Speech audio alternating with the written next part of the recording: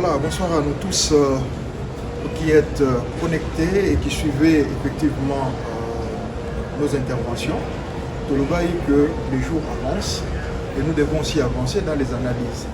Nous restons dans notre rôle de la société civile où nous devons accompagner les processus, encadrer les électeurs, si possible éclairer, essayer d'apporter ce que nous pouvons apporter tout en restant humble, en disant que nous n'avons pas les monopoles de la vérité et nous n'avons pas les monopoles non plus de la sincérité.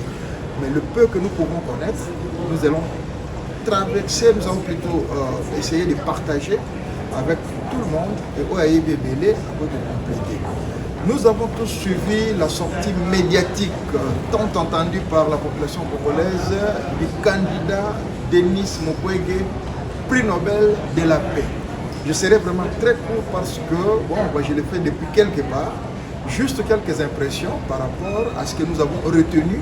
Et effectivement, il y a des points où nous sommes d'accord avec lui et il y a des points où nous ne sommes pas d'accord avec lui. Nous avons tous suivi d'abord l'exposé, la brillante exposé du docteur Denis Mukwege, succinct.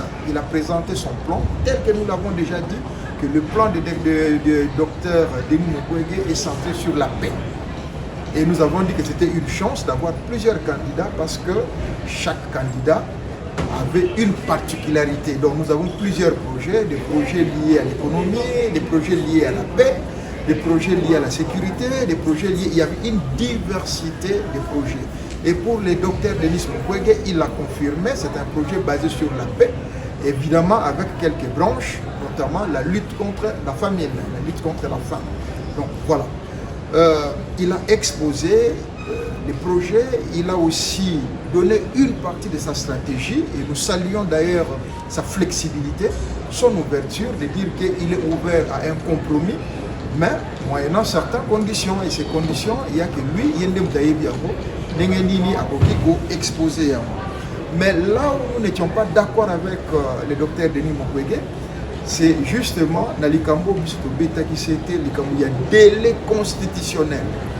Aujourd'hui, tous les paramètres, en tout cas dans le tableau de bord, ils ont dit que si les élections doivent avoir lieu le 20 décembre, ça serait des élections chaotiques.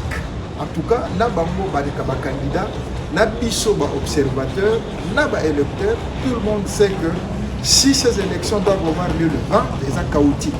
Parce que la dernière sortie de M. Denis Kadima a été claire que voilà, toutes les conditions ne sont pas réunies. Il a besoin d'un renfort. Et ce renfort d'être au monde à quelques jours, donc à Osenga, répond. Je ne reviendrai pas sur l'analyse que nous avons fait hier. Allez juste sur notre page Facebook. Vous allez comprendre Tchaki en garde nos militaires, nos services de police pour ne pas qu'il y ait de l'AET, pour ne pas qu'il y ait un piège, il y a droit de l'homme. Mais tout ça, il y a une question politique.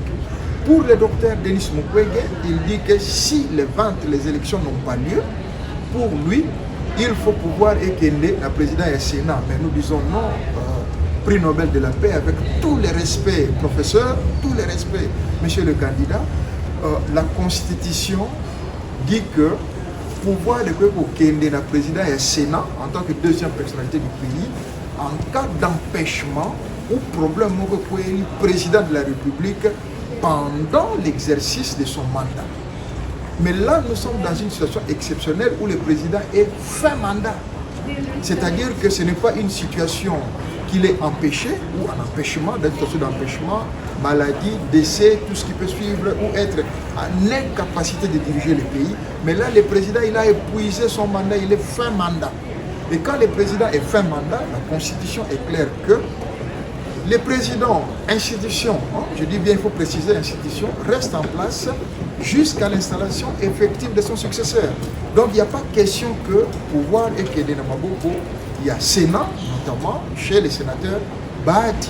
Non, non, non, non, nous sommes hors de là.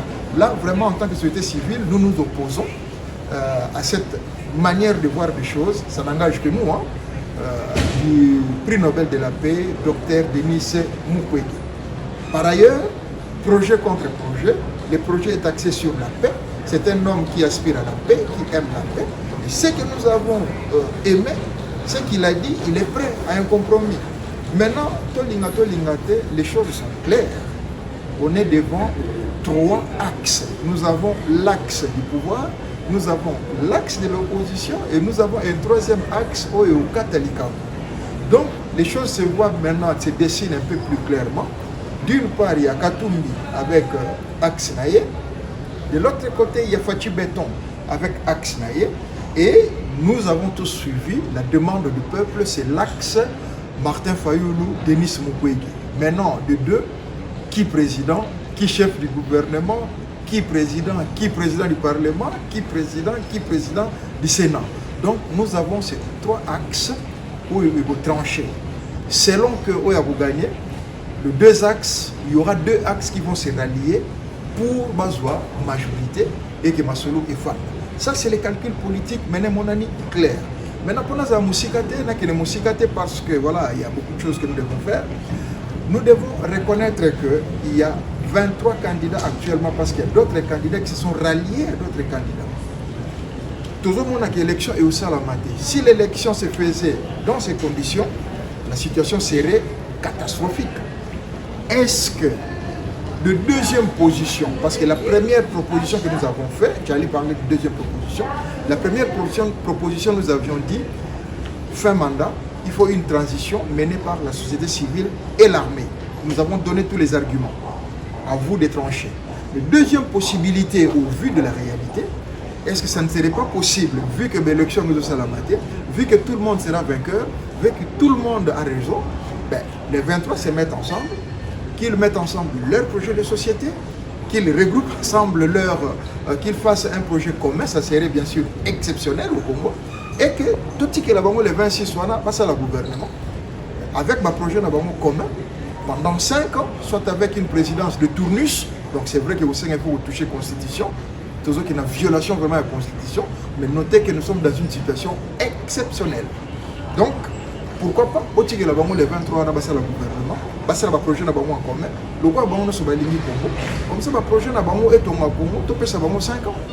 En dehors de ça, possibilité pour nous, c'est que c'est la transition, c'est une de respecter la Constitution à Bissot, c'est-à-dire que Bissot société civile, na armée, tout ça, le gouvernement pour 2 ans maximum, on a uniquement organisé les élections dans tous les territoires du pays, y compris les territoires occupés.